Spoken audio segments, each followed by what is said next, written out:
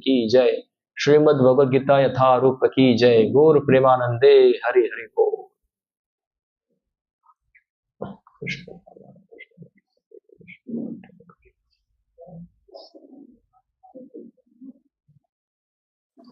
दरवाजे बंद कर दो, कांच का दरवाजे बंद कर दो।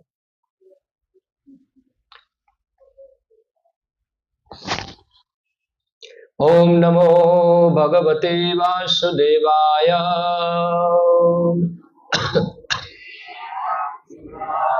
ओम नमो भगवते वासुदेवाय।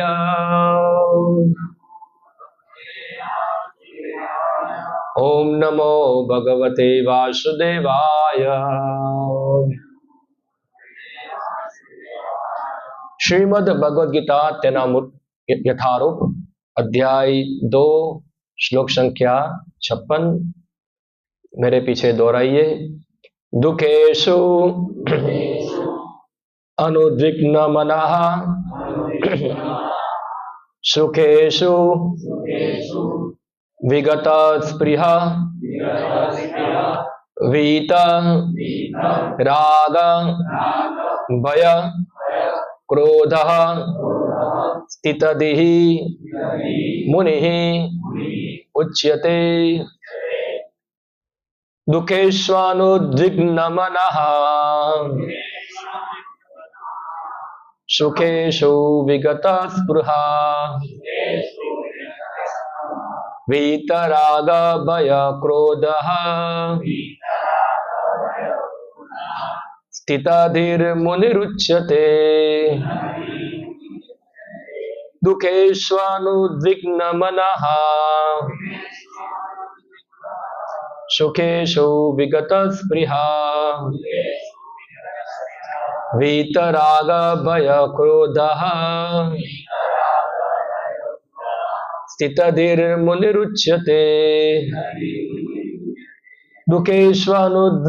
मनः सुखेषु विगत स्पृहा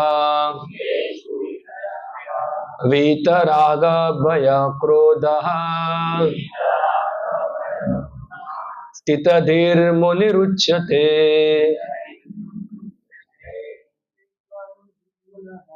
दुखेष्वनुद्विग्न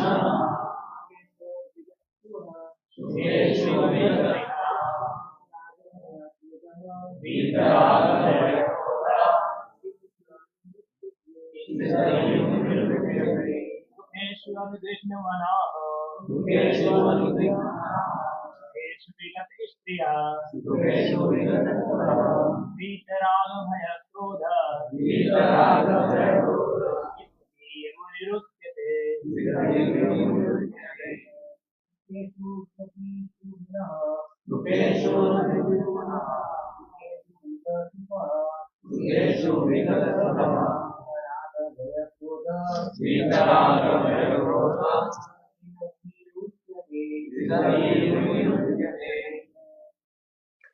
माता जी,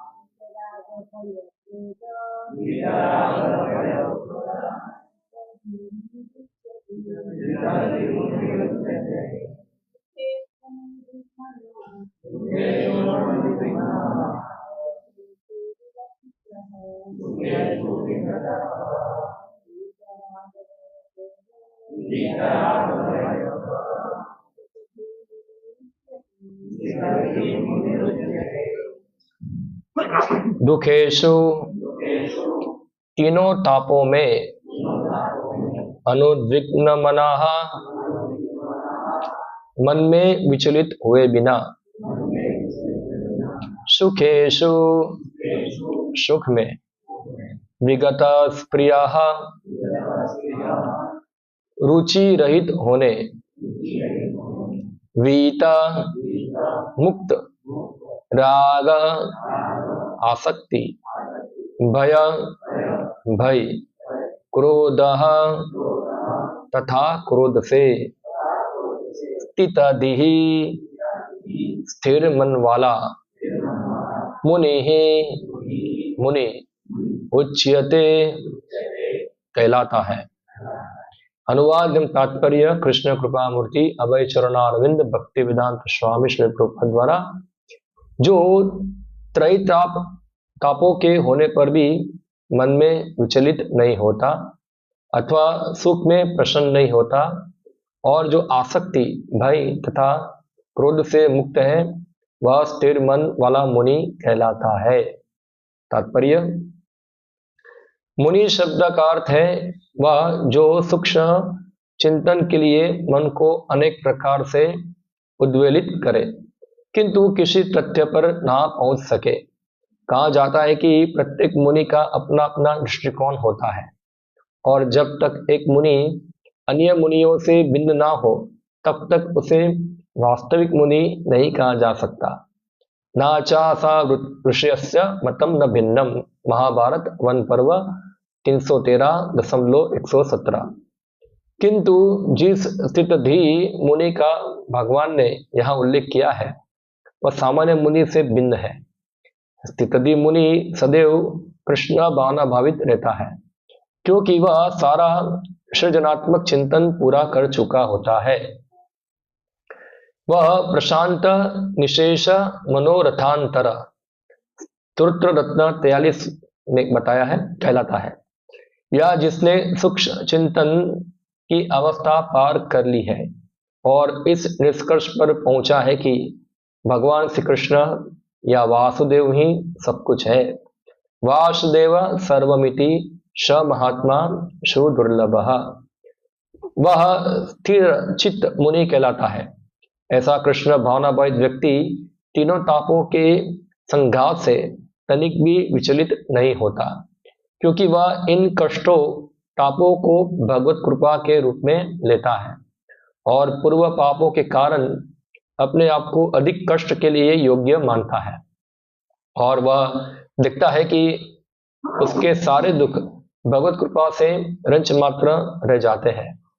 इसी प्रकार जब वह सुखी होता है तो अपने को सुख के लिए अयोग्य मानकर इसका भी श्रेय भगवान को देता है।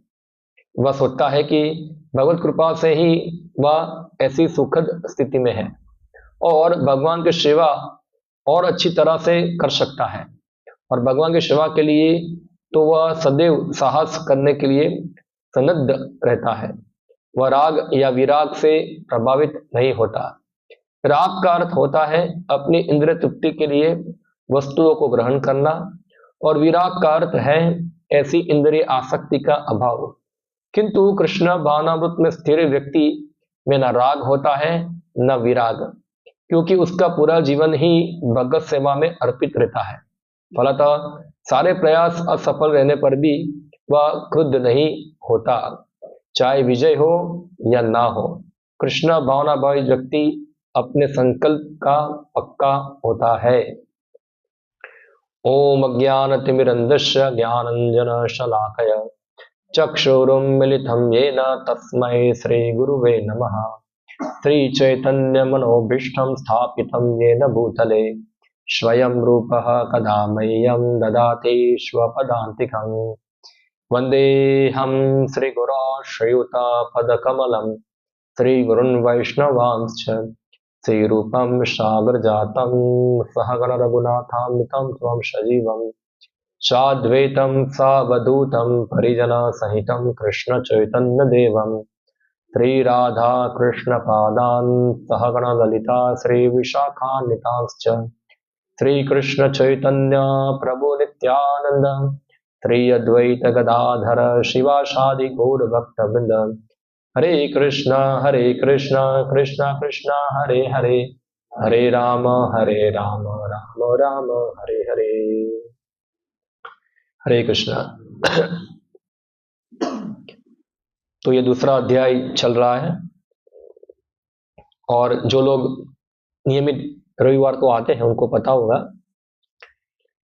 कि ये जो पूरा विभाग चर्चा हो रही है इसके अंदर अर्जुन जो है भगवान कृष्ण से पूछते हैं कि जो व्यक्ति दिव्य अवस्था में है, यानी कि जो व्यक्ति ये भौतिक जगत के प्रभाव से मुक्त हुआ है, स्थित प्रज्ञ, उसको कहा है स्थित प्रज्ञ। स्थित प्रज्ञ यानी कि जिनकी चेतना स्थिर है, विचलित नहीं होती है। तो ऐसे व्यक्ति के लक्षण क्या क्या है, वो अर्जुन जो है भगवान से प्रश्न पूछते हैं। और हमने इससे पहले हमने कुछ देखा था कि जो स्थित प्रज्ञ व्यक्ति का सबसे बड़ा लक्षण क्या है, वो क्या बोलता है। हमने बताया था कि कृष्ण भावना भावित व्यक्ति यानी कि स्थित प्रज्ञ कैसे पता चलता है। तो पहला लक्षण उसका बताए कि वो कृष्ण के अलावा और कोई चर्चा करता नहीं है, ये सबसे पहला उसका लक्षण है। हाँ, कृष्ण के बारे में बोलना। फिर अन्य लक्षण जो है वो अपने आप आ जाते हैं। और अभी यहां ये श्लोक के अंदर भगवान कृष्ण जो है ऐसे भक्तों के लक्षणों को और विस्तार से बता रहे हैं। तो सबसे पहले यहां बताए स्थित धीर मुनि ही। हाँ, ये मुनि शब्द जो है उसका अर्थ अंग्रेजी में उसको कहते हैं फिलोसोफर, और संस्कृत में मुनि, और उसको और हम समझने का प्रयत्न करेंगे तो मुनि यानी कि जो मन द्वारा चिंतन करता है। अंग्रेजी भाषा में कहते हैं उसको मेंटल स्पेकुलेशन। हाँ, मानसिक चिंतन करता है। तो मानसिक चिंतन यानी कि हर व्यक्ति अपना अपना अलग अलग फिलॉसफी बनाता है, अपना अपना जीवन का दृष्टिकोण बनाता है। जैसे कि उदाहरण रूप के बताओ आपको कि मेरे ख्याल से ऐसा होना चाहिए, मेरे ख्याल से ऐसा होना चाहिए। ऐसे बहुत सारे फिलोसोफर हैं, सब व्यक्ति अपना अपना दृष्टिकोण लेके चलते हैं। फॉर एग्जाम्पल, जैसे कोई आतंकवादी है, उनकी फिलोसफी है कि सबको मार देना क्या है, परम श्रेष्ठ कार्य है, उनकी फिलोसफी है। कुछ व्यक्ति की फिलोसफी होगी कि भाई गरीब को खिलाना श्रेष्ठ कार्य है, कोई बोलेगा किसी को पढ़ाना श्रेष्ठ कार्य है। सबका अपना फिलोसफी होता है। हाँ, मगर टॉप मोस्ट फिलोसफी जो है वो किसकी है? हाँ, तो टॉप मोस्ट फिलोसफी है, कौन दे सकता है? जो टॉप मोस्ट व्यक्ति हो। इतिहास में भी हम देखते हैं अलग अलग प्रकार के मुनि हो गए। हाँ, खास करके भारत के अंदर हम देखेंगे 6 दर्शन है, 6 दर्शन के 6 मुनि है, और एक नास्तिक दर्शन देने वाला ही मुनि है जिसका नाम है चारवा। सुना होगा आप लोगों ने, चारवा मुनि। तो उनका भी एक दर्शन है, उनका भी एक फिलॉसफी है। तो चारवा मुनि का फिलॉसफी आजकल के लोगों को सुनने में मजा आएगा, क्योंकि उनको थोड़ा अच्छा लगता है सुनने में ये। तो चारवा मुनि बताते हैं ऋणम कृत्वा घृतम पीवित। क्या करो? लोन लो, लोन लेकर क्या करो? घी पियो। तो पहले के समय के अंदर क्या था कि घी पीना यानी कि शरीर को हष्ट पुष्ट करना, और हष्ट पुष्ट शरीर होगा तो क्या होगा? जगत का भोग विलास कर पाएगा। तो घी पीने में सब आ गया, एंजॉय करना। हाँ, ऋणम कृत्वा घृतम पीवित, यावत जीवित सुखम जीवित। जब तक जीना है तब तक क्या करो? मौज करो, सुख करके सुख में जियो। फिर कोई बोलेगा कि ऋण चुकाना पड़ेगा हमको, हमने इतना पैसा लिया है, ऋण चुकाना पड़ेगा, ये जन्म में नहीं चुका पाए तो अगले जन्म में चुकाना पड़ेगा। तो चारवा मुनि बताते हैं कि भस्मीभूत से देहस्य किम पुनरागमन भवित, कि जब शरीर ही खत्म हो जाएगा कौन आने वाला है। यानी कि चारवा मुनि का मानना है कि इस शरीर खत्म, सब कुछ खत्म, इस शरीर के बाद कुछ दूसरा जीवन कुछ होता नहीं। जैसे कि आज के हमारे आधुनिक साइंटिस्ट लोग कहते हैं, और सब लोग हम देखते हैं आजकल मेजोरिटी पीपल जो है, ज्यादातर लोग जो है, हाँ, यही मान के चलते हैं कि मृत्यु के बाद कोई जीवन तो नहीं है। इसलिए वो किसी चीज की परवाह भी करते नहीं कि मृत्यु के बाद क्या होगा, जो होगा वो देखा जाएगा। जबकि शास्त्र में बताते हैं कि भाई व्यक्ति अगर ये मानव जीवन का उपयोग नहीं करता है तो अगले जीवन में कुत्ता, गधा, बिल्ली बन सकता है। ये सब चिंता करने की आवश्यकता नहीं है। सब लोग बनेंगे तो हम भी बन जाएंगे। हाँ हाँ, सब लोग बनने वाले हैं। जैसे एक बार एक कहानी है, एक क्रिश्चियन प्रिस्ट था, पादरी। हाँ, तो एक बार एक कोयले की खान के अंदर वहां प्रचार करने गया, तो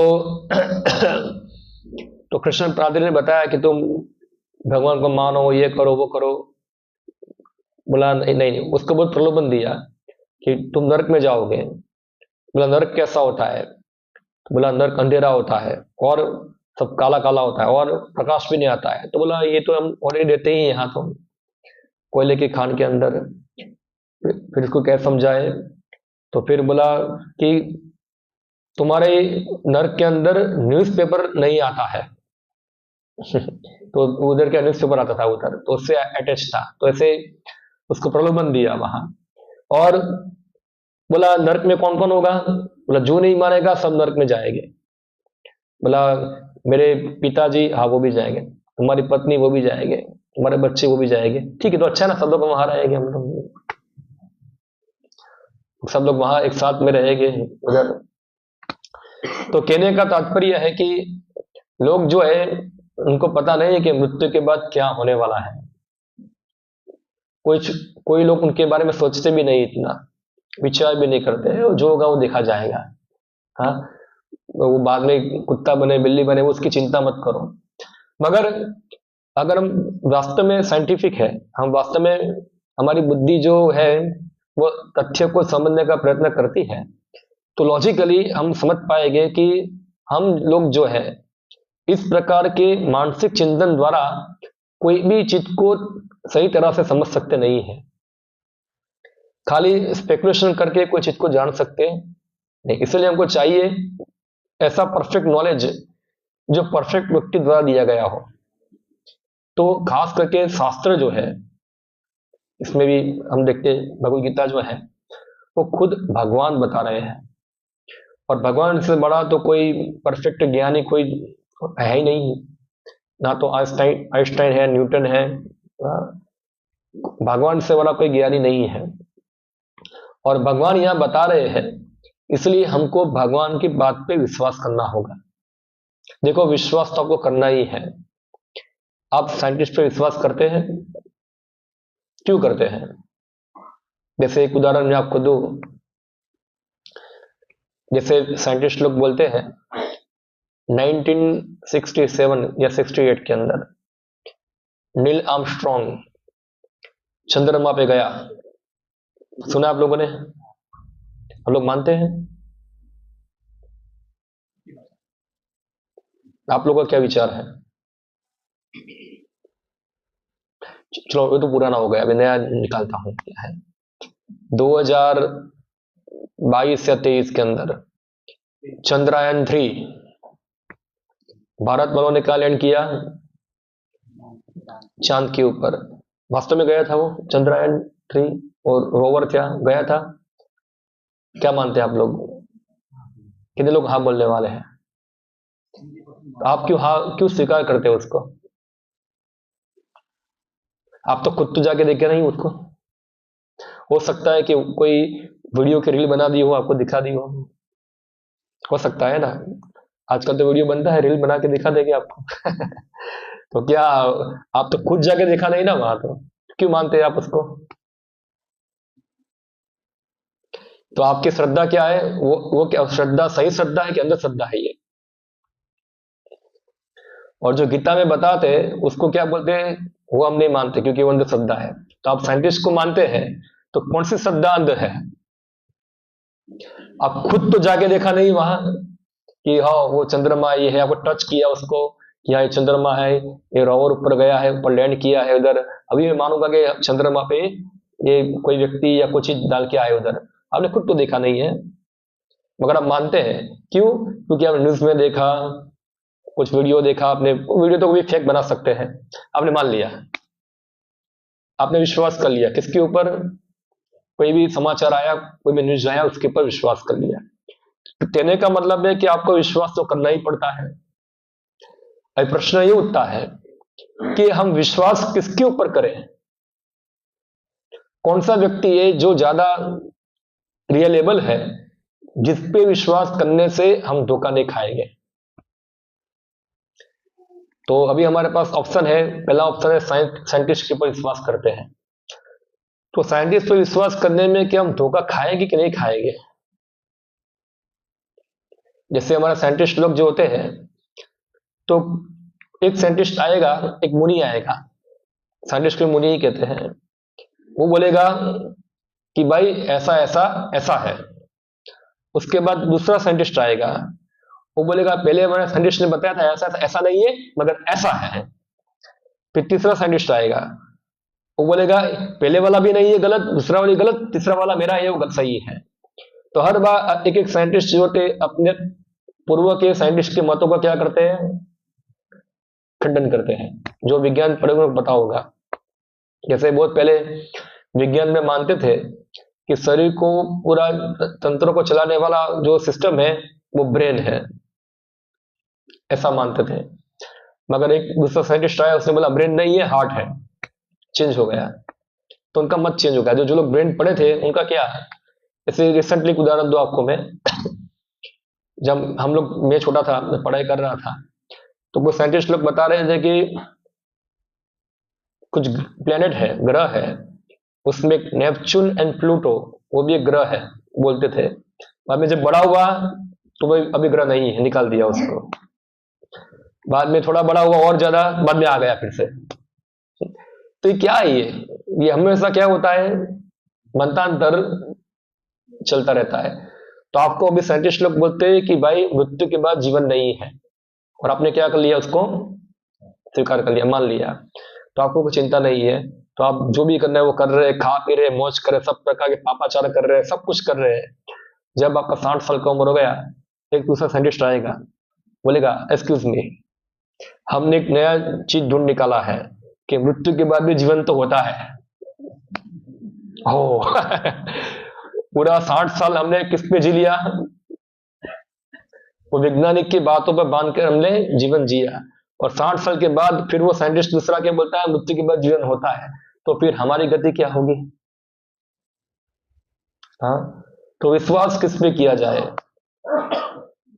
एक बार एक पत्रकार जो था लंदन के अंदर, शिल प्रभुपाद को एक प्रश्न पूछा, हमारे इस्कॉन के संस्थापक आचार्य को, आप लोग हरे कृष्णा करते हैं, ये सब पूरा सादा जीवन जीते हैं, तो आप सब लोग इतना कर रहे हैं, मगर आप बोलते कि आप मरने के बाद वैकुंठ जाएंगे, गोलोक जाएंगे, और आत्मा है, और ये सब जाएंगे, आप ऊपर भगवत धाम जाएंगे।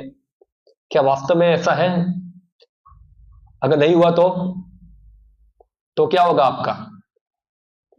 तो श्रील प्रभुपाद ने उत्तर दिया, कुछ नहीं होगा। अगर कुछ नहीं हुआ तो भी कोई प्रॉब्लम नहीं है, ये को हम तो अच्छा जीवन जी रहे हैं। बाकी लोग तो गधा मजूरी करते हैं, इतने गधा मजूरी तो नहीं करते हैं। हाँ, शांति से जी रहे हैं हम लोग। तो अगर कुछ नहीं भी हुआ तो हमको कुछ लॉस तो होगा नहीं। पर दूसरा भी एक ऑप्शन देखते हैं कि चलो हुआ तो तुम्हारा क्या होगा। दूसरा ऑप्शन भी देखो, ऐसा दो ऑप्शन है ना। एक तो है कि भाई चलो नहीं हुआ तो हम लोग तो अच्छा ही जी रहे हैं, तुमसे तो अच्छा जीते हैं। मगर चलो हुआ तो तुम्हारा क्या होगा, तुम्हारा गति क्या होगा। तो इसीलिए हमको विश्वास तो हमको करना ही पड़ेगा। और प्रश्न ही उठेगा कि हम किसके ऊपर विश्वास करें, कौन सी चीज है उस जो विश्वास करने के लिए ज्यादा योग्य है। तो इसलिए हमको शास्त्र पे विश्वास होना चाहिए। शास्त्र जो है वो शब्द प्रमाण है, वही प्रमाण है। जैसे कि एक बच्चा जो है वो अपनी माँ पे विश्वास करता है अपने पिता को जानने के लिए। बच्चे को माँ ही बताती है कि तुम्हारा पिता है, और बच्चा उसको मान लेता है। बच्चा नहीं माँ को बोलता है कि मुझे प्रूफ प्रमाण दो कि मेरा बाप है कि नहीं है। ऐसा कोई प्रमाण देने की आवश्यकता नहीं, उसको स्वीकार ही करना पड़ेगा। हाँ? तो इस प्रकार से हमको जो शास्त्र है, हाँ, शास्त्र माँ है और माँ ही प्रमाण है जो हमको हमारे पिता के बारे में बताती है, यानी कि भगवान के बारे में, हमारी स्थिति के बारे में, जगत की स्थिति के बारे में, हर चीज की स्थिति के बारे में हमको शास्त्र बताते हैं। तो शास्त्र में सबसे पहले किसी प्रकार का कोई दोष नहीं है। जैसे आजकल के लोग ऐसा प्रोपोगंडा चलाते हैं कि एक अंग्रेजी शब्द है, वो अभी आजकल फेमस हो चुका है और बहुत घटिया शब्द है ये, जिसको बोलते हैं माइथोलॉजी। सुना होगा आप लोगों ने, हाँ। और कई बार इस प्रकार उपयोग करते हैं हिंदू माइथोलॉजी, हाँ, हिंदू माइथोलॉजी। तो ये पूरा बोगस शब्द है ये। माइथोलॉजी शब्द का अर्थ होता है कि कल्पना, मिथ्या। कोई घटना सही नहीं है मगर क्या है, मिथ्या घटना है। जैसे कि शास्त्रों के अंदर रामायण है, महाभारत है, तो ये सब घटनाएं जो है, भागवत में जो घटनाएं, जो पुराणों में घटनाएं हैं, वो सब क्या है, काल्पनिक है। उनका मानना सब काल्पनिक, ऐसा कुछ है नहीं। क्यों काल्पनिक मानते हैं? क्योंकि वो लोग जो घटना को पढ़ते हैं पुराणों के अंदर, शास्त्रों के अंदर, वो घटनाएं जो है उनके अनुभव में जो जगत है वो जगत के अनुसार मेल नहीं खाती है। हाँ, जैसे हनुमान का वर्णन सुनेंगे रामायण के अंदर, तो वानर का मुंह है और शरीर मनुष्य का है। तो उन्होंने कभी पूरी दुनिया में ऐसा मनुष्य, ऐसा व्यक्ति कोई देखा नहीं है। और रावण के 10 मुंह है, 10 मुंह वाला व्यक्ति कहाँ हो सकता है कोई? हाँ, ऐसा कुछ होगा। तो वो लोग क्या सोचते हैं, सब क्या है, माइथोलॉजी, सब कल्पना है ये सब बच्चों को पढ़ाने के लिए ऐसा कुछ बना दिया है। मगर वो लोग क्या है, तो इसको हम समझेंगे। उनके लिए एक शब्दोपयोग होता है डॉक्टर फ्रॉग। क्या होता है? Doctor frog. फ्रॉग अंग्रेजी शब्द है, उसको हम हिंदी में बोलेंगे मेढक। तो एक बार 2 साइंटिस्ट थे, doctor X frog and doctor Y frog. दोनों लोग एक बार एक कुएं के अंदर मीटिंग कर रहे थे। तो एक फ्रॉग जो था, डॉक्टर एक्स फ्रॉग, वो कुएं के बाहर निकला और कुएं के बाहर जाके देखा, तो उसने देखा एक पैसिफिक ओशन देखा, पैसिफिक महासागर देखा। हो, पैसिफिक महासागर, ह्यूज वाटर, बहुत सारा पानी है, हो पानी पानी। और तुरंत क्या हुआ, डॉक्टर वाई फ्रॉग के पास गया। डॉक्टर वाई फ्रॉग, आज मैंने एक बहुत बड़ा महासागर देखा। तो डॉक्टर एक्स फ्रॉग ने पूछा, महासागर देखा? कितना बड़ा था? हमारे कुएं जितना था? नहीं नहीं, और बड़ा था। ठीक है, हमारे कुएं से इतना बड़ा था, इतना बड़ा था, इतना बड़ा था। ऐसे पेट फुलाया उसने, इतना बड़ा, कितना बड़ा। फिर क्या हो गया, वो भ्रष्ट हो गया। तो वो महासागर की तुलना कर रहा था कुएं के साथ। वो सोच रहा है कि महासागर जो है वो शायद हमारे कुएं से थोड़ा बहुत बड़ा होगा, 1-2 फुट ज्यादा बड़ा होगा। क्योंकि जो डॉक्टर फ्रॉग है उसकी जो बुद्धि है वो केवल कुएं के अंदर ही होती है, कुएं के बाहर कुछ जानता नहीं है। तो 100 साइंटिस्ट जो है, जो बोलते हैं कि रावण को 10 सिर हो गए, ये हनुमान बंदर जैसा मुंह और आदमी, तो इसको हम बोल सकते हैं कि तुम तुम्हारी माँ के पेट में हो अभी, तुमने दुनिया देखी ही कितनी है? हाँ, क्या तुमने पूरा दुनिया को घूम के देख लिया है? हाँ, और बोलते हैं ऐसा कुछ काल्पनिक नहीं है, सब काल्पनिक है। यानी कि वो लोग वर्तमान समय के अंदर जो वो अनुभव कर रहे हैं अपने इंद्रियों के द्वारा, उसके आधार पर वो लोग देखते हैं कि ऐसा होगा। जैसे कि उदाहरण में आपको, लेटेस्ट उदाहरण दो आपको मैं, आज से 20 साल पहले की बात करते हैं। आज से 20 साल पहले कोई आदमी होगा, चलो अब टाइम मशीन में घुमाते, थोड़ा पीछे चले जाते हैं। एक हमारा अभी का मॉडर्न आदमी चला गया 20 साल पीछे, और वो अपने स्मार्टफोन से बात कर रहा है अमेरिका, वीडियो कॉल कर रहा है। और 20 साल पहले के आदमी देखिए बोला, ये स्मार्टफोन से हम वीडियो कॉल कर सकते, अमेरिका में बात कर सकते। तो 20 साल पहले का आदमी क्या बोलेगा आपको? क्या पागल जैसे बात करते हो, यहां से बैठे बैठे कि अमेरिका बात होगी, ऐसा है? हाँ, क्योंकि उसके अनुभव में नहीं है। तो इस प्रकार से बहुत सारी चीज जो है पहले होती थी, अभी वो नहीं है, तो इसका मतलब नहीं है कि ऐसा कुछ चीज था ही नहीं। हाँ, ऐसा कुछ चीज था ही नहीं। हाँ, तो इस प्रकार से हम हमारे लिमिटेड, हमारे 100% जो है वो लिमिटेड बुद्धि के द्वारा हर चीज को समझने का प्रयत्न करते हैं, तो वो संभव नहीं है। इसलिए हमारे पास तरीका जो है वह है शब्द प्रमाण। शब्द प्रमाण यानी कि शास्त्र को प्रमाण के रूप में स्वीकार करना, क्योंकि शास्त्र ही जो है वो हमको सही चीज बता सकती है। हाँ, तो सबसे बड़ा व्यक्ति जो है, सबसे बड़ा फिलोसोफर वो है जो भगवान की फिलोसफी को स्वीकार करता है। वही सच्चा फिलोसोफर है जो भगवान कृष्ण के आदेश को स्वीकार करता है। तो यहां इस श्लोक के अंदर बताते हैं कि सिद्ध धीर मुनि जो है, जो वो कौन है? वो भक्त है। वो भक्त है। तो दो प्रकार के व्यक्ति हैं, एक भक्त और एक अभक्त। भक्त वो है जो भगवान कृष्ण के आदेशों को मानते हैं, भगवान कृष्ण को फॉलो करते हैं, वो भक्त है।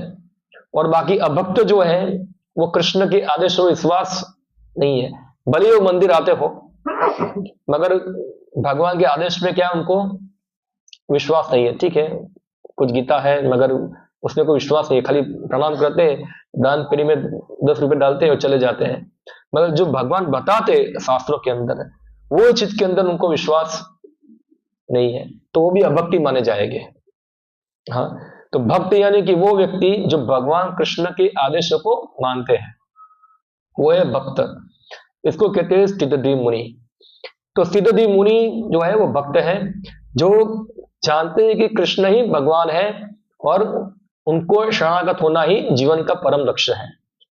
तो ऐसे ऐसे व्यक्ति को कहेंगे हम स्थित प्रज्ञ, सिद्धि मुनि। अभी यहाँ ऐसे व्यक्ति के लक्षण भगवान बता रहे हैं, कैसे वो जगत में रिस्पॉन्स करते हैं, कैसे जगत में डीलिंग करते हैं वो लोग।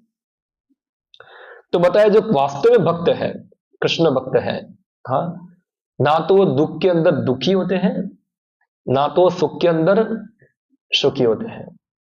ये एक लक्षण यहां बता रहे हैं। समग्र में देखा जाए, जो भक्त होगा वो ये सब विचलन से विचलित होगा नहीं। जो अभक्त होगा वो दुख में क्या होगा? वो डिस्टर्ब होगा। और सुख में क्या होगा? वो कई बार इतना सुखी हो जाएगा कि उसको हार्ट अटैक आके मर जाएगा, ऐसा भी होता है। हाँ, तो हम देखेंगे उदाहरण के रूप में सुख और दुख का। तो एक प्रमाण शास्त्र में बहुत सारे आते हैं, हम देखेंगे। सबसे पहला प्रमाण हम देखेंगे परीक्षित महाराज का।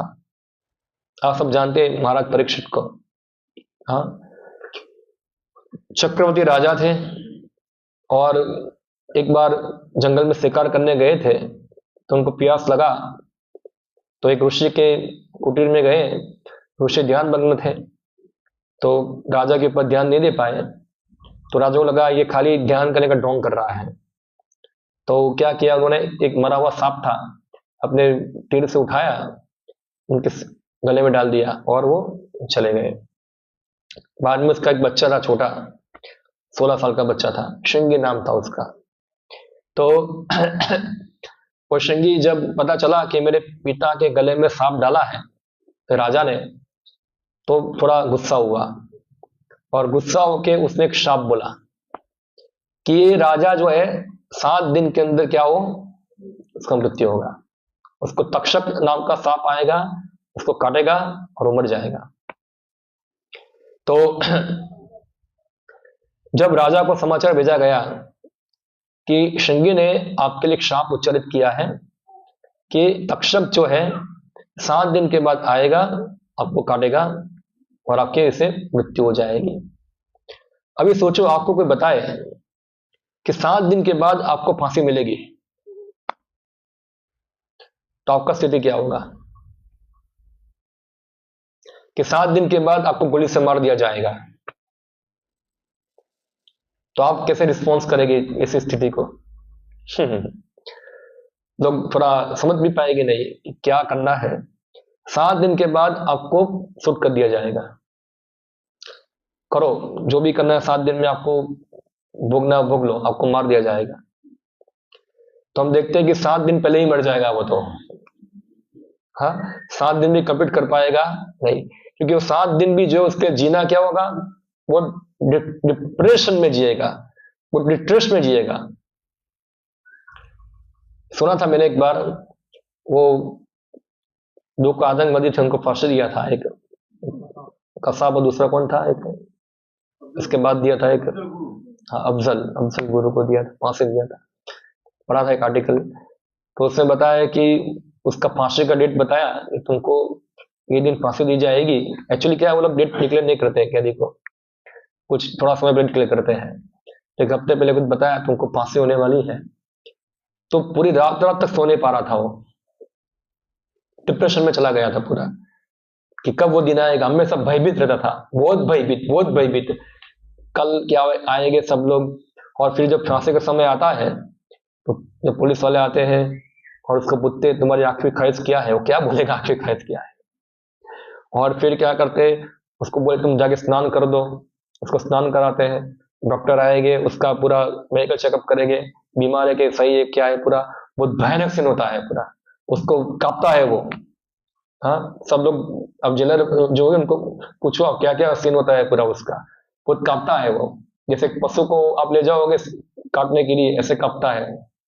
फिर उसको फांसी की जगह पे लेके जाएंगे, फिर उसके मुंह ढक देंगे, उसका हाथ बंद कर देंगे, और पूरा साइलेंट होता है, कुछ नहीं, कुछ आवाज भी नहीं आता है, और जाके खड़ा कर देंगे, गले के अंदर फांसी बांध देते हैं, और टाइम आएगा, जेलर जो होगा रुमाल गिराएगा करके, जो होगा वो गिराएंगे, और वो गया, नीचे गिर जाता है, और किसी को पता चलता नहीं कि मरा के जिंदा है। 2-3 घंटा पड़ा रहेगा ऐसे ही, लटकता रहेगा। बाद में पुलिस वाले जाएंगे, उसको उतारेंगे, डॉक्टर चेक करेंगे, डेथ डिक्लेयर करते हैं उसको। कितना भयानक सीन होता है। तो सोचो आपको 7 दिन के बाद फांसी मिलने वाली है, आप कैसे रिस्पॉन्स करेंगे। या तो फिर आप सोचो कि आपको ऐसी बीमारी आ गई है, ऐसा बीमारी हो गया है, हम देखते हैं कई बार किसी को कैंसर होता है, हाँ, या तो कुछ हार्ट का प्रॉब्लम है, डॉक्टर बताया कि आपको क्या ज्यादा ज्यादा 6 महीना 4 महीना जी पाएंगे, ज्यादा नहीं जी पाएंगे, तो आप कैसे रिस्पॉन्स करेंगे। हाँ, श्री प्रभुपाद जी बताते थे कि उनका एक मित्र था, जो ऐसे ही डॉक्टर के पास गया, डॉक्टर ने बोला अभी आपका जीवन ज्यादा नहीं, 2 महीना ही है। वो मित्र बताए कि मेरे पास जितना पैसा है वो दे दो, ले लो आप, मेरा खाली 3-4 महीना बढ़ा दो ऐसा है जीवन का। बोला वो मैं नहीं कर सकता, वो मेरे हाथ में नहीं है।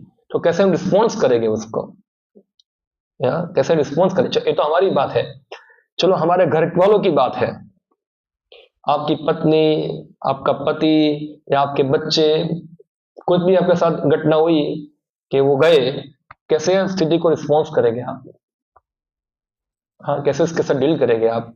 तो यह बताए जो कृष्ण भक्त है परीक्षित महाराज जो थे, जब उनको पता चला कि उनको 7 दिन के बाद तक्षक सांप काटने वाला है, वो उदास नहीं हुए।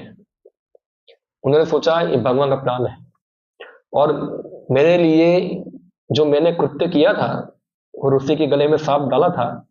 एक्चुअली परीक्षित महाराज जब वापस आए घर पे, तो मैं सोचा यार मैंने गलत कर दिया, मैंने एक ऋषि के वहां जाकर मैंने उसके मुंह में सिर के अंदर सांप डाला, ये अच्छा काम नहीं है। एक भक्त होते उससे कोई मिस्टेक होती है ना, बाद में वो मिस्टेक के कारण वो पछतावा करता है कि मेरे से गलती हुई है। हाँ, उससे बहुत ग्लानि हुई परीक्षित महाराज को कि मैंने गलत किया है ऐसा, और ये गलती की सजा मुझे मिलनी ही चाहिए, कुछ मिलनी चाहिए, हो जाए कि मैं राज्य पूरा जल जाए, हाँ, सब हो जाए, तभी मैं ये गलती से मुक्त हो पाऊंगा नहीं। और ऐसे ही जब वो ऐसे ही सोच रहे थे, तो एक व्यक्ति आके उनको बताते हैं कि आपने ऐसा किया था, और इसके कारण वो ब्राह्मण श्रृंगी ने एक श्राप उच्चारित किया है कि आपको 7 दिन के बाद आपकी मृत्यु होने वाली है। तो खुश हो गए, अच्छा है कि मेरी गलती की ही सजा होनी चाहिए थी, क्योंकि मैंने ऐसा काम किया है, तो इसके लिए यही सजा मेरे लिए क्या है, योग्य है। तो बिना दुखी हुए परीक्षित महाराज जो है वो तो फिर रिटायर्ड हो गए, और फिर 7 दिन उन्होंने श्रीमद् भागवतम का श्रवण किया। और परीक्षित महाराज इतने महान राजा थे और साथ में भक्त भी थे, जब वो मां के गर्भ में थे तो भगवान ने खुद उनकी रक्षा की थी ब्रह्मास्त्र से। हाँ, और अभी ये स्थिति के अंदर भी वो चाहे तो ब्राह्मण के श्राप को खत्म कर सकते थे, उनमें इतना शक्ति था कि वो श्राप को असर उसके नाबूद कर सकते थे, मगर उन्होंने ऐसा किया नहीं, स्वीकार कर लिया उन्होंने। हाँ, तो केशु अनुद्विग्न मना, दुख के अंदर कभी अनुद्विग्ध होते नहीं है। ऐसे भी दूसरा उदाहरण देखेंगे, शास्त्र में मिलता है। एक हमारे चैतन्य महाप्रभु के भक्त हो गए हैं, जिनका नाम था श्रीवास ठाकुर। अब हम पंच तत्व मंत्र बोलते हैं, जय श्री कृष्ण चैतन्य प्रभु नित्यानंद श्री अद्वैत गदाधर श्रीवास आदि गौर भक्त वृंद। तो श्रीवास ठाकुर करके एक भक्त थे नवद्वीप के अंदर, ये 525 साल पहले की बात है, जब चैतन्य महाप्रभु ये जगत में थे। तो श्रीवास ठाकुर का गण जो था उसमें सब भक्त लोग रात को मिलते थे और उसमें करते संकीर्तन करते थे। क्या करते थे? पूरी रात संकीर्तन करते थे रात को।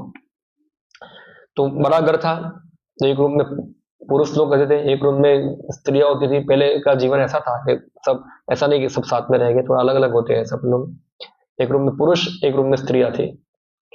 तो क्या हुआ कि वो जो स्त्री वाला रूम था, वो रूम में से रोने की आवाज आना चालू हो गई, सब रो रहे थे। तो श्रीवास ठाकुर धीरे से वो रूम में गए, तो देखा उनकी पत्नी, उनके घर परिवार के लोग सब रो रहे थे। तो श्रीवास ठाकुर ने पूछा, तुम क्यों रो रहे हो? बोला, हमारा बच्चा मर गया, हमारा लड़का क्या है, मर गया है, तो इसलिए वो रो रहे थे। श्रीवास ठाकुर ने बोला, चुप, अभी सब रोना धोना बंद कर दो।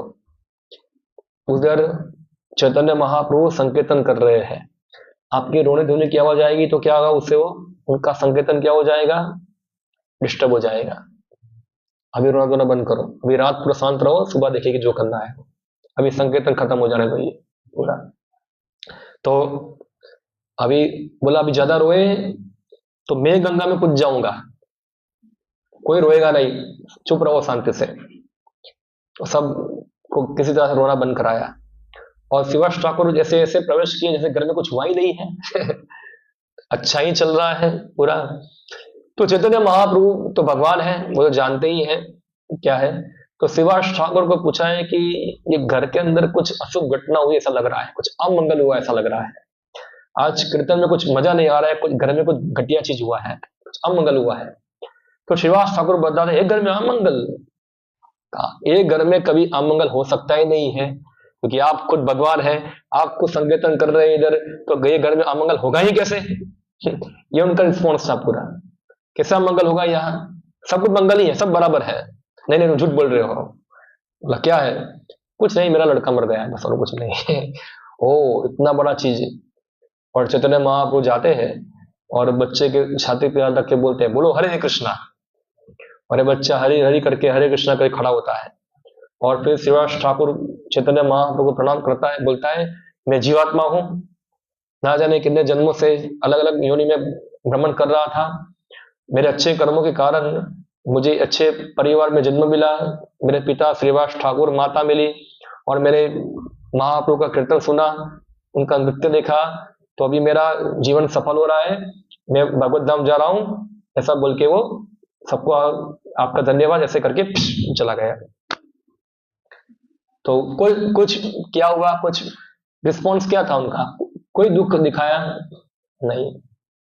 तो जो कृष्ण भक्त है वो यही परीक्षा होती है हमारी, यही परीक्षा होती है कि व्यक्ति दुख के अंदर भी क्या होता है, विचलित होता नहीं है, और उसी प्रकार सुख के अंदर भी, सुख के अंदर भी क्या होगा, नहीं, वो विचलित नहीं होगा। तो इसका उदाहरण देखते हैं। सुख की बात करें तो सुदामा थे, बराबर, जब भगवान कृष्ण से मिलकर वापस आए अपने घर, तो बहुत बड़ा महल था कि झोपड़ी की जगह पे, पर सुदामा झोपड़ी जगह महल देखकर खुदा कूद करना चालू नहीं कर दिया, अमीर हो गया, अमीर हो गया, अमीर हो गया, ऐसा है। हाँ, वो जो पहले थे वही बने रहे। कोई उनकी मन में, उनके विचार में, उनकी चेतना में कोई परिवर्तन हुआ, वो सेम सुदामा रहे, चाहे वो झोपड़ी में हो चाहे महल में हो, कोई फर्क नहीं। वो उनका कृष्ण भक्त भजन करने में मग्न रहे। तो चाहे सुख हो या दुख, ऐसे कितने उदाहरण हमको मिलते हैं। इवन रामायण आप पढ़ेंगे, रामायण पूरा इस उदाहरण से पड़ा हुआ है, इस उदाहरण से पड़ा हुआ है। रामचंद्र भगवान देखो, उनके पिताजी उनको बोलते हैं कि राम, तुम्हारा कल राज्याभिषेक होगा। सब लोग खुश हो जाते हैं, पूरा अयोध्या खुश हो जाता है। हाँ, सब प्रसन्न होते हैं। कौशल्या माता प्रसन्न, उनकी सब माताएं प्रसन्न हैं, और पूरा अयोध्या सुबह होने की राह देख रहे हैं, कब भगवान रामचंद्र का क्या होगा, राज्याभिषेक होगा। पूरा रात जाग रहे हैं सब लोग, जैसे हम सोते हैं रात को, वो दिवाली के दिन जाग जाग के पटाखा फोड़ते हैं सब लोग। तो ऐसे पूरा रात रात जागकर उसका सेलिब्रेशन कर रहे थे कि कल क्या होगा, भगवान रामचंद्र का राज्याभिषेक होने वाला है। फिर हम जानते क्या हुआ, फिर थोड़ा क्लाइमेक्स चेंज हो गया थोड़ा। हाँ, कई ने थोड़ा चेंज किया प्रोग्राम, और दशरथ महाराज जो है सुमंत को बोलते हैं कि जाओ राम को महल से बुला के लेके आओ, उनसे बात करनी है। आधी रात को भेजा, किसको, सुमंत को। और रामचंद्र भगवान के पास जाके बोलते पिताजी आपसे मिलना चाहते हैं। अभी रामचंद्र भगवान ने सोचा कितनी रात को पिताजी क्यों मुझे बुला रहे हैं, क्या विशेष कार्य आ गया है ऐसा, तो ठीक है हो गए। तो जा रहे रास्ते पे राजमार्ग से गुजरे, तो पूरा भीड़ उनको घेर के रखा था। जैसे समझे ना, मोदी जाता है यहाँ से, सब लोग मोदी मोदी मोदी करते हैं ऐसे। वो तो पैसा लेके भीड़ को बुलाते हैं, पर वो तो ओरिजिनल भीड़ थी। वो रामचंद्र भगवान के उनके प्रति नेचुरल उनका प्रेम था। वो प्रेम के कारण सब लोग उनके रथ को घेर के बैठे हुए थे, और रामचंद्र भगवान सबको रिस्पॉन्स दे रहे थे, हंसकर सबको आशीर्वाद दे रहे थे। और वो राम राम, जय श्री राम, जय श्री राम, कल राजा बनेंगे, राजा खुश है, सब आनंद में है।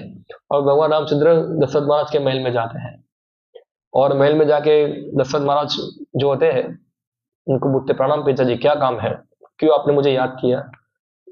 तो दशरथ महाराज बोल नहीं पाते हैं, क्या बोलूंगा उसको।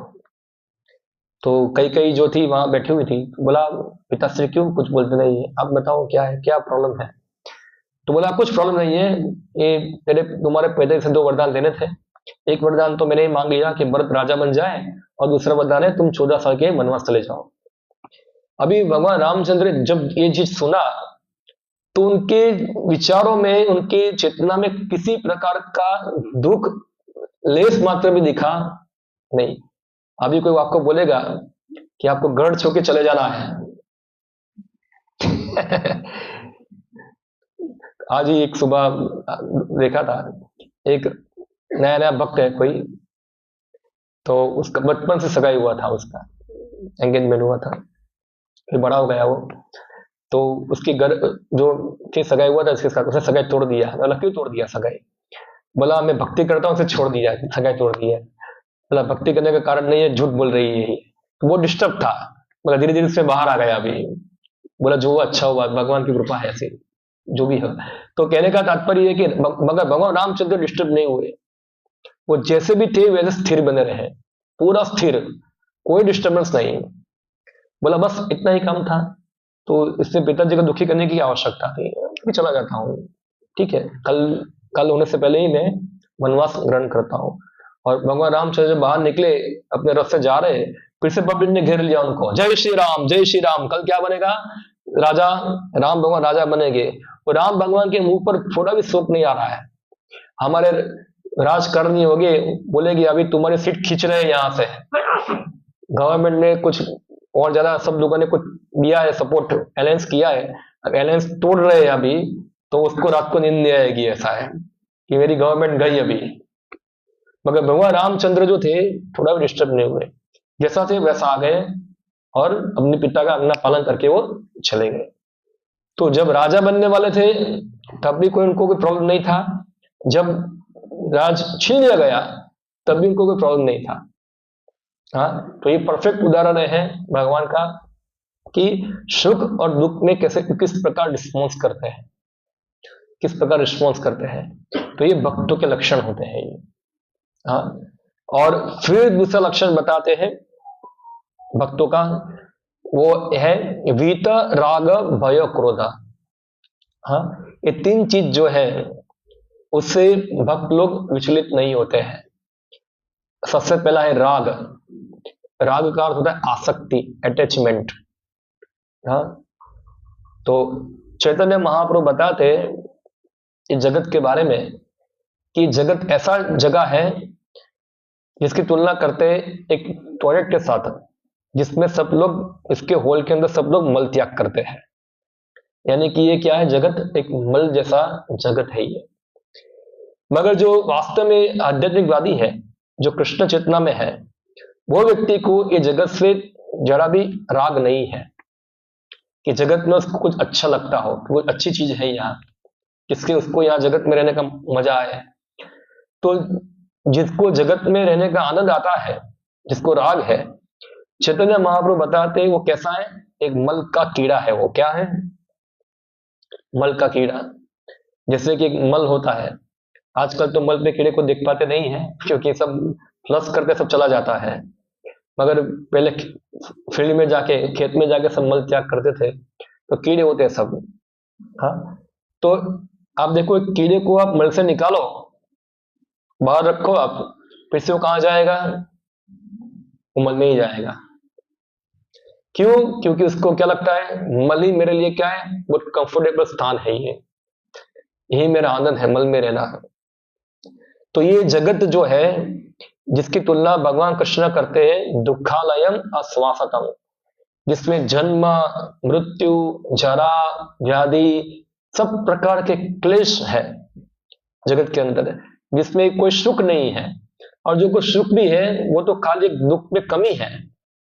हाँ, ये जगत केवल दंड देने के लिए बना हुआ है, कितना क्लेश है। फिर भी ये जगत को हम हमारे प्लान के द्वारा क्या करना चाहते हैं, हम लोग अच्छा बनाना चाहते हैं, जबकि अभी अच्छा बन पाएगा नहीं। और ज्यादा क्या होता है, स्थिति बिगड़ती, और ज्यादा स्थिति बिगड़ती है। तो इसलिए जो कृष्ण भक्त है उनको जगत से कभी राग होता नहीं है। जगत से राग की तुलना होती है, यानी कि शरीर भी आ गया उसके अंदर। अतः गृह चित्र क्षुत आप्त वित्त जनश्र मोहयम अहम ममेति।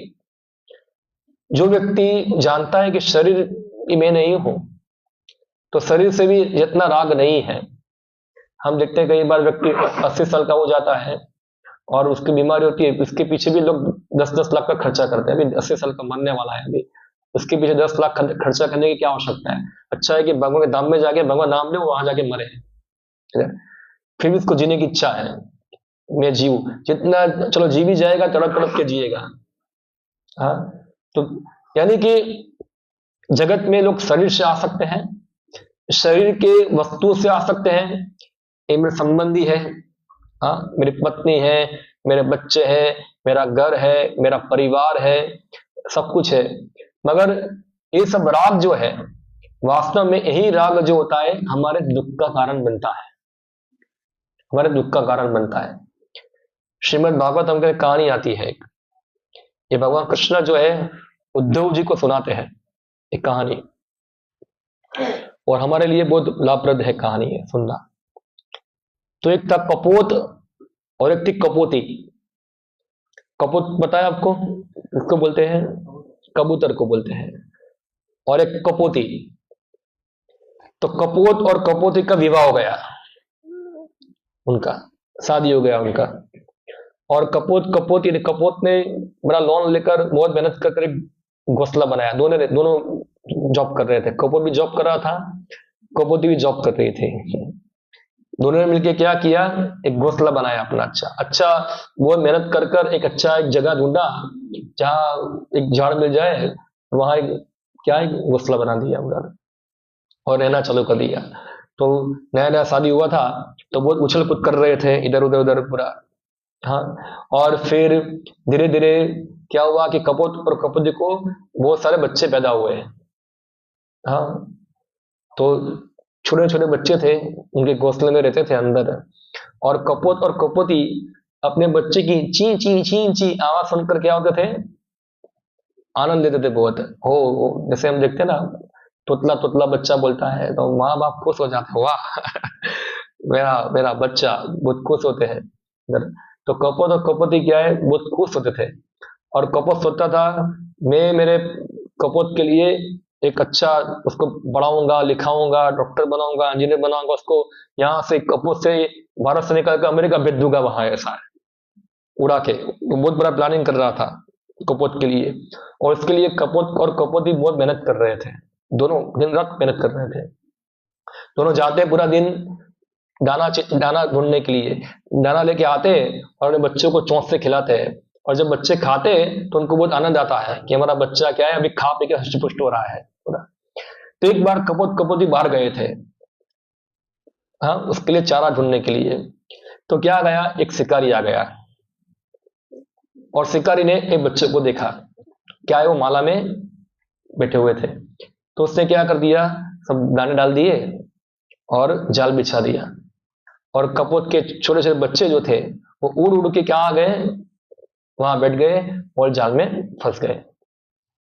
और एक कपोत कपोती जो थी वो वापस आए, देखा तो अपने माले के अंदर वो बच्चों को देखा नहीं। तो पूरा बाहुल्य हो गए, कहाँ गया कहाँ गया कहाँ गया, कहाँ गया हमारा कपोत, कहाँ गया। तो देखा जाल के अंदर क्या कर रहे थे, चींची चींची करके फंसे हुए थे, माँ माँ माँ चिल्ला रहे थे उधर। अभी कपोती पूरी पागल जैसे हो गई, मेरे बच्चे। तो जब मारा और वो भी कहाँ गई, जाल पे जाके उधर फंस गई, उधर फंस गई। और कपोत देख रहा है, मेरी मेरे बच्चे फंसे हुए हैं, मेरी कपोती फंसी हुई है, और वो रो रहा है। और कुछ कर पाता, क्या करेगा, उसके हाथ में कुछ है नहीं। रो रहा है, कितना अच्छा मेरा घर था, हम मेरी पत्नी थी, हम लोगों ने शादी किया था, घर बनाया था, ये क्या हो गया, कि पूरा क्या हो गया, पूरा चेंज हो गया, ये पूरा पूरा जीवन का प्लानिंग ही चेंज हो गया पूरा। तो रो रहा था, मिलाप कर रहा था। तो पीछे शिकारी सब देख रहा था। तो उसने क्या किया, कपूर पे निशाना लगाया, करके बाण मारा, पहले कपूर को ही गिरा दिया उसको। और इस प्रकार बाकी पकड़ कर सबको ले गए। तो ये शिकारी जो है उसको कहते हैं काल। ये क्या है, काल है ये। और काल जो है किसी को भी छोड़ने वाला नहीं है। वो काल के अंदर दया नाम की चीज कुछ भी नहीं है। वो किसी के ऊपर दया करता नहीं है, चाहे आप करोड़पति हो, रोड़पति हो, जो भी हो, आपके ऊपर दया की जाएगी नहीं। आप बोलेंगे छोटा बच्चा हूं, नहीं दया करेगा काल। आप बोलेंगे मैं इतना ये हूं, बड़ा हूं, कोई दया नहीं करेगा। वो काल किसके ऊपर दया करता नहीं है। तो भक्त लोग ये जानते हैं कि काल कौन है, वो काल साक्षात भगवान है। गीता के अंदर भगवान बताते कालोस्मिन, मैं ही काल हूं। भगवान साक्षात काल है। इसलिए उनको बताया कि जगत के अंदर सबकी चीज क्या है, अस्थाई है, कोई चीज हमेशा रहने वाली नहीं। इसलिए जगत के प्रति उनको राग भी नहीं होता है, वो राग होता नहीं है। तो इससे वो राग से मुक्त होते हैं। फिर सेकंड है भय। तो भय भी ये राग का ही परिणाम है। हाँ, सबको भय लगता है कल मेरा क्या होगा। हाँ, विद्यार्थी सोचते मेरा क्या होगा, मुझे जॉब मिलेगा कि नहीं मिलेगा, मेरा शादी होगा कि नहीं होगा, पूरा चिंता करता है इतना। हर जीवन पूरा चिंता से भय भय भय भय भय रहता है एकदम भयभीत। क्यों भय, क्योंकि हम लोग अज्ञानता में हैं। व्यक्ति जब अज्ञानता में होता है तो हमेशा फियरफुल, हमेशा भय में रहता है वो। और लास्ट में क्रोध। क्रोध कब आता है, जब हम कोई चीज का प्लान करते हैं और हमारा प्लान सफल नहीं होता है, तो हम क्या करते हैं, फिर क्रोध करते हैं, हम उदासीन हो जाते हैं, हम फ्रस्ट्रेट हो जाते हैं, हम क्रोध करते हैं, ये सब क्या है, बेकार है, ये सब बेकार है। तो इसको कहते हैं वीतराग भय, क्रोध। ये क्या है, भौतिक विकार है ये, जो व्यक्ति की चेतना को डिस्टर्ब करते हैं। जब तक व्यक्ति वीतराग, ये राग भय और क्रोध से प्रभावित है, वो व्यक्ति कभी कृष्ण भक्ति कर सकता नहीं है। हाँ, क्योंकि कृष्ण भक्ति करने में ये चीज डिस्टर्ब करेगी उसको। हाँ, क्योंकि इसका मन क्या है, स्थिर नहीं है। और कृष्ण भक्ति करने के लिए मन स्थिर चाहिए। हाँ, वो कभी भी समझ पाएगा नहीं। तो वीत राग भय क्रोध ये तो एक नेगेटिव साइड हो गई, मगर कई बार राग भय और क्रोध जो है वो अच्छा भी होता है। क्या होता है? अच्छा भी होता है। तो राग भौतिक जगत के प्रति तो नहीं होना चाहिए, मगर राग होना चाहिए हमको भगवान के प्रति, हाँ, भगवान के भक्तों के प्रति। हम हमारे गुरु वंदना में गाते हैं हम लोग इसके बारे में, श्री गुरु चरण रति। रति का मतलब क्या है? राग है, वही है आसक्ति, राग बोलेंगे। श्री गुरु चरण रति ऐसे उत्तम गति। तो उत्तम गति का मतलब क्या है? गति यानी कि लक्ष्य, हाईएस्ट डेस्टिनेशन वो कहते हैं। कोई बोलेगा उच्च गति है कि अमेरिका का प्रेसिडेंट बन जाना, बड़ी उच्च गति है, मगर भक्तों के लिए उच्च गति क्या है? श्री गुरु चरण रति ऐसे उत्तम गति। हाँ, उच्च गति है कि जो भगवान के भक्त हैं, गुरु हैं, उनके चरण कमलों की सेवा में क्या हो? राग हो, राग हो। अगर किसी व्यक्ति को ऐसा राग है, हाँ, तो ये क्या है? उत्तम गति है। तो ये राग चाहिए, उससे विराग नहीं होना है, वो राग चाहिए उसके अंदर। श्री गुरु चरण रति ऐसे उत्तम गति। और आया भय, तो हमको भय होना चाहिए भक्तों को। किससे भयभीत होना चाहिए हमको? तो भक्तों को भयभीत होना चाहिए माया से। हाँ, हमेशा व्यक्ति को माया से डरना चाहिए कि शायद मैं माया में गिरकर कृष्ण भक्ति ना भूल जाऊं, इस समय से उसको भयभीत होना चाहिए। एक बार श्रील प्रभुपाद जी भगवान कृष्ण को प्रणाम कर रहे थे, प्रार्थना कर रहे थे। एक शिष्य ने उनको पूछा, श्रील प्रभुपाद जी आप क्या भगवान को प्रार्थना कर रहे थे प्रणाम करके? श्रील प्रभुपाद ने उत्तर दिया, मैं भगवान से इतना प्रार्थना किया कि भगवान मैं माया में ना गिरूं। प्रभुपाद जी महान आचार्य, कभी माया में गिर सकते हैं, कभी असंभव उनके लिए। और दूसरे दिन थोड़ा चर्चा करने में प्रभुपाद जी शिष्य को बताया, मैं माया में नहीं गिर सकता, आप लोग भले गिर जाओ, मैं नहीं गिर सकता। तो शिष्य ने पूछा, आप तो पहले बता रहे थे कि आप भगवान से प्रार्थना कर रहे थे कि मैं माया में ना गिरूं। क्योंकि मैं भगवान को रोज प्रार्थना करता हूं, इसलिए मैं माया में नहीं गिरूंगा। हाँ, तो भक्तों को भय रहता है माया में गिरने से, इसलिए हमेशा भगवान के चरण कमल को पकड़ के रखते हैं कि भगवान हमको आपके चरण से कभी दूर मत करना, हमेशा आपके चरणों में रखना। तो इसका हमको भय होना चाहिए। ये भय हमारे लिए क्या है? आवश्यक है, ये जरूरी है ये भय। और रहा बात क्रोध की, तो ऐसा नहीं कि भक्त लोग जो होते हैं वो क्रोध नहीं करते हैं। हाँ, अपने लिए भक्त लोग कभी कोई क्रोध करते नहीं है, मगर जो भगवान को डिस्टर्ब करे या भगवान की सेवा को डिस्टर्ब करे, तो इसके लिए भक्त लोग आग बबूले हो जाते हैं। जैसे उदाहरण मिलता है रामायण के अंदर हनुमान जी का। सुग्रीव थे, हनुमान जी थे, सब वानर थे। तो सब वानर लोगों ने क्रोध किया रावण के ऊपर। क्यों? क्योंकि राम का उसने क्या किया था? अपमान किया, सीता को हरण करके चले गए थे।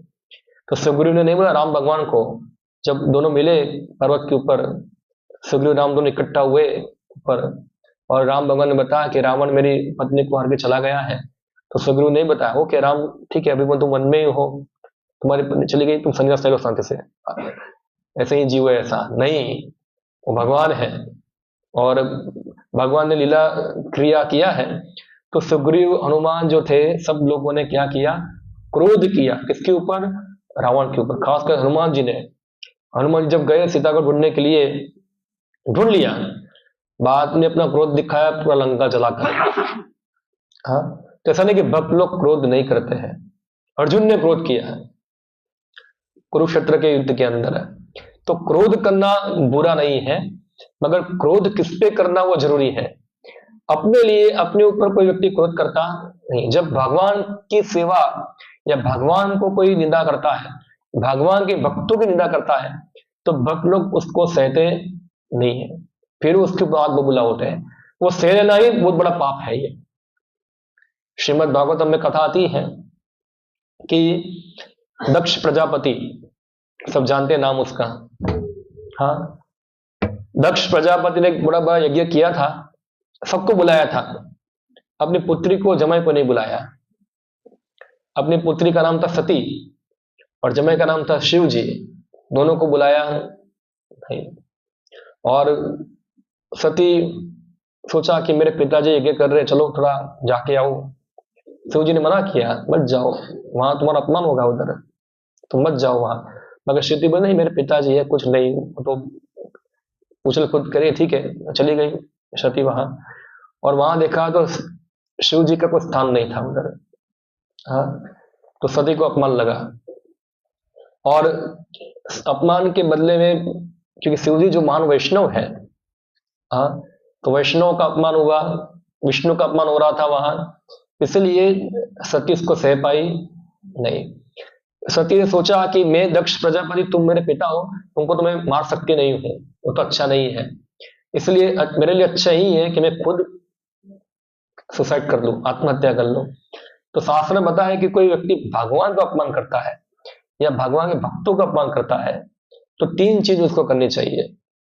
पहली चीज तो है कि जो अपमान कर रहा है उसको मुंह तोड़ जवाब दो, उसको हराकर भगा दो। पहला नंबर 1। अगर वो नहीं कर सकते तो फिर खुद मर जाओ, उसकी जबान काटकर खुद मर जाओ। वो भी नहीं कर सकते तो अपने कान बंद करके भाग जाओ यहां से। 3 चीज बताया है। तो सती ने ऑप्शन नंबर 2 सुना, 2 सिलेक्ट किया उसने। पिता को मार नहीं सकती थी, मगर खुद क्या किया, अपना शरीर को अग्नि दाह दे दिया, जला दिया। तो ये है, तो क्रोध भी जो है वो भगवान के सेवा में लग सकता है, भगवान की सेवा के लिए। हमारे लिए हम क्रोध करते नहीं है, तो इसीलिए वीतराग भय क्रोध, जो इस प्रकार स्थित है, हाँ, बौद्धिक जगत के अंदर, वही व्यक्ति कृष्ण चेतना में स्थिर रह सकता है। तो इसलिए सबसे महत्वपूर्ण है कि हर परिस्थिति के अंदर व्यक्ति को भगवान पर निर्भर रहना चाहिए। हाँ, भगवान में निर्भर रहने के लिए हमको भगवान की आज्ञा का पालन करना चाहिए, तो हमको भगवत गीता पढ़नी चाहिए, सुननी चाहिए, और क्या करना चाहिए, हरे कृष्णा कृष्णा कृष्णा हरे हरे, हरे राम राम राम हरे। अगर सुख में हो तो क्या करो, हरे कृष्णा। दुख में हो तो क्या करो, सुख दुख कुछ भी ना हो तो हरे कृष्णा। हर स्थिति में क्या करो, भगवान का कीर्तन करो, हाँ, हरे कृष्णा करो। तो जो व्यक्ति हरे कृष्णा करता है वही सुखी है। बाकी सब क्या है, वो तो काल के क्या है, पंजे में है।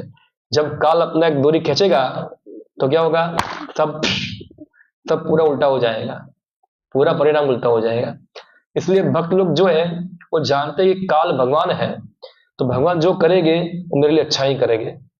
अगर मेरे को कुछ दुख मिलता है तो समझना चाहिए कि भगवान की कोई योजना है, कि मैंने कुछ बहुत बड़ा पाप किया था, तो सुधार के लिए भगवान मुझे दुख दे रहे हैं, जिससे क्या हो जाए, मेरा सुधार हो।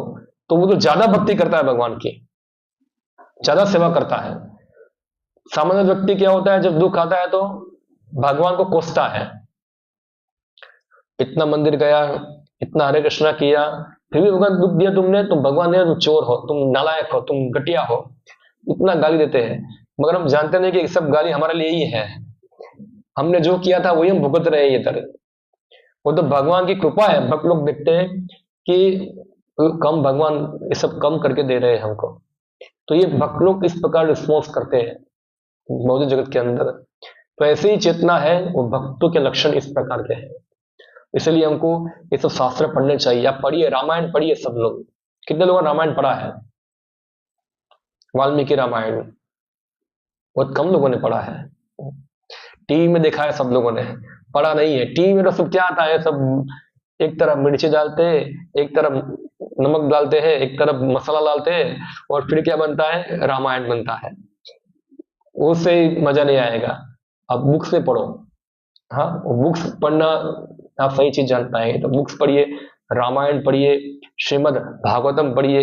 ये सब चीजों के अंदर सब कैसे जगत के अंदर हमको रहना है, डील करना है, सब उदाहरणों के साथ, कहानियों के साथ हमको समझाया गया है। तो सब शास्त्रों को पाठ करना चाहिए हमको। पहले क्या था, सब लोग सुनते थे ये रामायण भागवतम, हर रात सुनते थे। गांव में रहने वाले लोग थे तो ब्राह्मण लोग कथा करते थे, लोग सुनते थे, तो सुन सुन के उनको पता था। तो जीवन में कोई घटना भी आती है तो इतने विचलित होते नहीं थे। आजकल कुछ सुनते नहीं है, कुछ पता नहीं, इसलिए क्या होता है फिर हबुक बबुक हो जाते हैं पूरा। हाँ, इसलिए हमको ये सब शास्त्र पढ़ने चाहिए। तो सब शास्त्र पहले घर पे रखो। हम मोबाइल में कितना खर्चा कर देते हैं पूरा, 25,000 है। मोबाइल तो दुखी देने वाला है, कोई सुख देने वाला नहीं है। तो इससे अच्छा क्या है, इस पुस्तक हमको पढ़नी चाहिए और ये आपकी चेतना को शुद्ध करेगा ये। और साथ साथ क्या करना है, हरे कृष्णा कृष्णा कृष्णा हरे हरे, हरे राम राम राम हरे हरे, हरे कृष्णा। तो यहाँ समाप्त करते हैं, हरे कृष्णा। किसी का कोई प्रश्न हो विषय के ऊपर तो आप थोड़ा पूछ सकते हैं। हाँ, आपने दो-तीन बार मुझसे पूछा कि शास्त्र सही प्रमाण देते हैं, जो शास्त्र में लिखा है वो सब सही है, तो एक्चुअल में शास्त्र क्या है और वो किसने लिखा है और किस पीरियड में लिखा है? उनका प्रश्न है कि शास्त्र सही कैसे है, किसने लिखा है और कौन से पीरियड में लिखा गया है। शास्त्र सनातन है और शास्त्र जो है जैसे भगवान सनातन है उस प्रकार भगवान का ज्ञान भी सनातन है। अगर ये शास्त्र जो है प्रकट अप्रकट होते हैं, जैसे अभी हमको सूर्य दिखता है आपको, तो उसका मतलब नहीं कि सूर्य खत्म हो गया, वो और कोई जगह पे है, मगर है तो है, अभी हमको दिखता नहीं है। तो जब क्रिएशन होता है इस सृष्टि का, तभी शास्त्र आते हैं। तेने ब्रह्म हृदय आदि कवये। तो सबसे पहले शास्त्रों का ज्ञान जो था भगवान कृष्ण ने ब्रह्मा के हृदय में स्थापित किया, सभी वेदों का ज्ञान स्थापित किया। और ब्रह्मा वेदों का ज्ञान से उनको ज्ञान प्राप्त हुआ। फिर ब्रह्मा ने एक ज्ञान को सिखाया अपने पुत्र नारद को।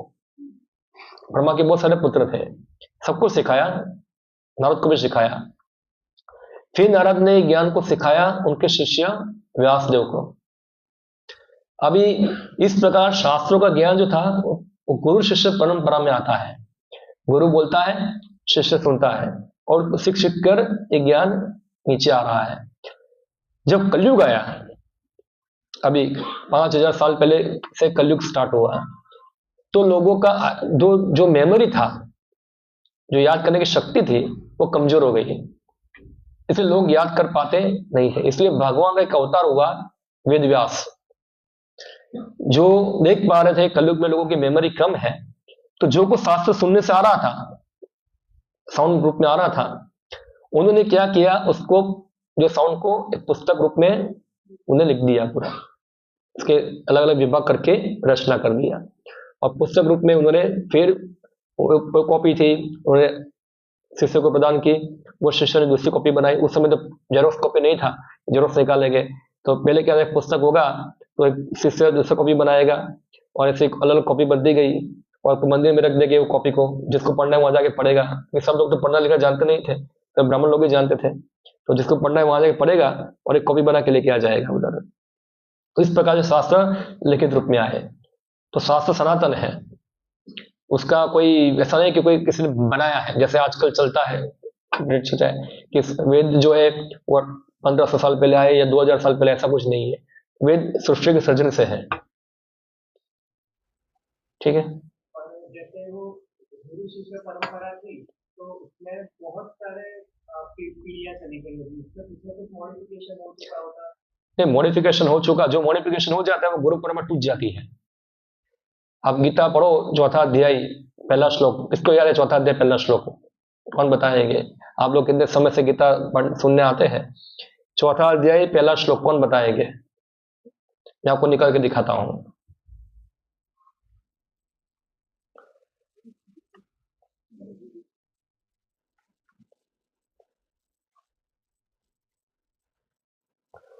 चौथा अध्याय पहला श्लोक कौन पढ़ेगा इसको? और अच्छा संस्कृत जानता है। श्री भगवान उवाच, श्री भगवान उवाच, एवं विवस्वते योगं प्रोक्तवाहनमव्ययं विवस्वान्मन्वेताः मद्वाक्वेद अब्रवीत्। अनुवाद है, भगवान श्री कृष्ण ने कहा, मैंने इस अमर योग विद्या का उपदेश सूर्यदेव विवस्वान को दिया और विवस्वान ने मनुष्यों के पिता मनु को उपदेश दिया और मनु ने इसका उपदेश इक्ष्वाकु को दिया। फिर नेक्स्ट श्लोक में बताते हैं, एवं परंपरा प्राप्तम एवं राजर्षयो विदु स काले रहा महता योगो नष्ट परम तपा। फिर बताते हैं इस प्रकार यह परम विज्ञान गुरु परंपरा द्वारा प्राप्त किया गया और आदर्शियों ने इसी विधि से इसे जाना। जो आप बता रहे अभी बता रहे क्या है, किंतु काल क्रम में यह परंपरा क्या हो गई, छीन हो गई, जो आप बता रहे थे। फिर क्या बताए, अतः यह विज्ञान यथारूप में लुप्त हो गया लगता है। फिर भगवान नेक्स्ट होकर बताते हैं, हाँ, स एवायम मया तेज योग प्रोक्त पुरातना भक्तों से में सका चेती रहस्यमि तदुत्तमम। आज मेरे द्वारा वही प्राचीन योग यानी कि परमेश्वर के साथ अपने संबंध का विज्ञान तुमसे कहा जा रहे, क्योंकि तुम मेरे भक्त तथा मित्र हो, अतः तुम इस विज्ञान के दिव्य रहस्य को समझ सकते हो। तो भगवान ने इसको रिवाइज किया फिर से अर्जुन को बोलकर, तो जो डिफिशियंसी आई थी उसको निकाला और प्रमाणित परंपरा फिर स्थापित किया। इसलिए भगवान बताते हैं गीता के अंदर, जब जब धर्म की ग्लानि होती है भगवान वास्तविक धर्म स्थापना करने आते हैं। उसको जो भी टूटी हुई है टूटी को हटाकर वो टूटी को सुधारने के लिए। तो इसलिए अभी गीता है हमारे पास, भगवान अभी इसको समझा के गए, इसको फिर से रिवाइव किया उसको। ठीक है, ओके। और कोई किसी का प्रश्न? ओके, हरे कृष्णा। श्रीमद् भगवद गीता की जय, श्रील प्रभुपाद की जय, और प्रेमा।